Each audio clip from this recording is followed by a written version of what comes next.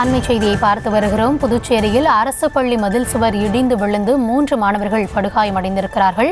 3 மாணவர்களை மீட்ட ஆசிரியர்கள் அவர்களை அரசு ஆரம்ப சுகாதார நிலையத்திற்கு அனுப்பி வைத்து சிகிச்சையானது மேற்கொள்ளப்பட்டு வருகிறது. அது தொடர்பான அண்மை செய்தியை பார்த்து வருகிறோம். கூடுதல் விவரங்களுக்காக இணைகிறார் எம்முடைய செய்தியாளர் கிருஷ்ணா. சம்பவமானது எப்படி நிகழ்ந்தது? தற்பொழுது மாணவர்களின் நிலை எவ்வாறு உள்ளது? பள்ளி தரப்புல என்ன சொல்லப்பட்டிருக்கு? கூடுதல் விவரங்களை வழங்கலாம். புதுச்சேரி அடுத்த தவளக்குப்பம் புதுக்குப்பம் அரசு தொடக்கப்பள்ளி கடந்த 1991 கட்டப்பட்டது. இந்த பள்ளிக்கூடமானது மிகுந்த சிதிலமடைந்துள்ளதாக கூறப்படுகிறது.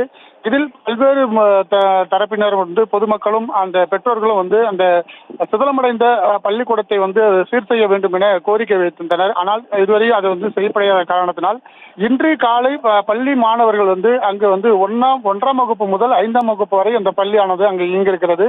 இந்த பள்ளியில் கிட்டத்தட்ட ஒரு 50க்கும் மேற்பட்ட மாணவர்கள் பயின்று வருகிறார்கள்.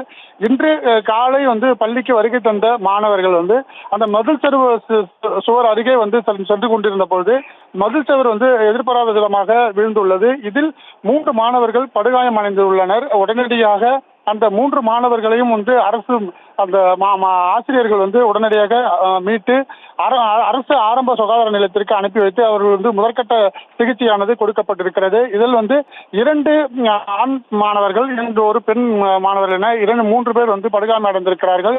2 நபர்களுக்கு காலில் காயம் ஏற்பட்டிருக்கிறது. ஒரு மாணவிக்கு முதுகில் காயம் ஏற்பட்டிருக்கிறது. இதில் முதற்கட்ட அந்த சிகிச்சையில் அவர்கள் நலமுடன் இருப்பதாக தெரிவித்திருக்கிறார்கள்.